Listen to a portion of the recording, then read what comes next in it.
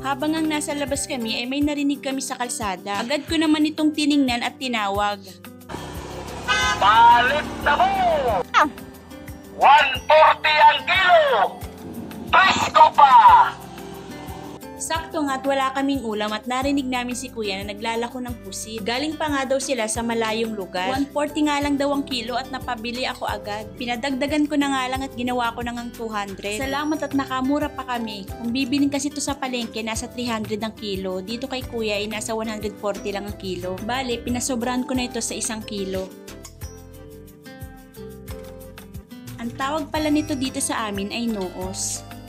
Aadobohin nga lang daw ito ni Dada. Sabi nga ng mga anak ko, masarap daw paglutong adobo. Huhugasan nga muna ni Dada.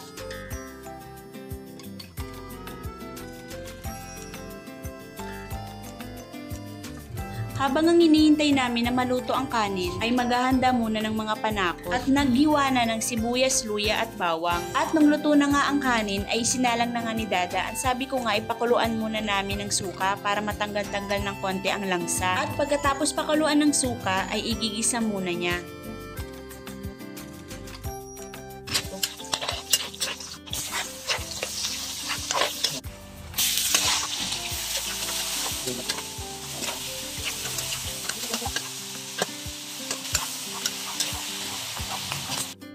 Wow, sa malayo pa lang ang sarap na ng amoy. Inilagay niya nga muna yung sabaw na pinagpakuluan kanina at tinimpla niya na ito ng toyo, suka, pamintang laurel at durog at magic sarap.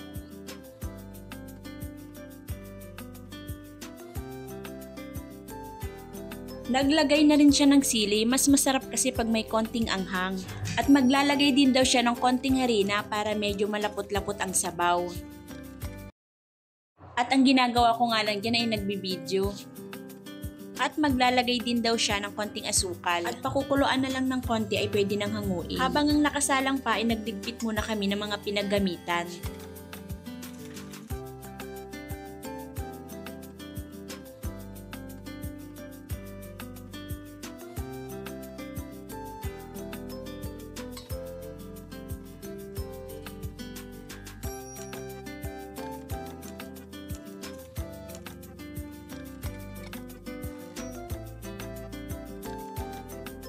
At eto na guys, luto na ang adobong pusit. At kain na tayo mga mare!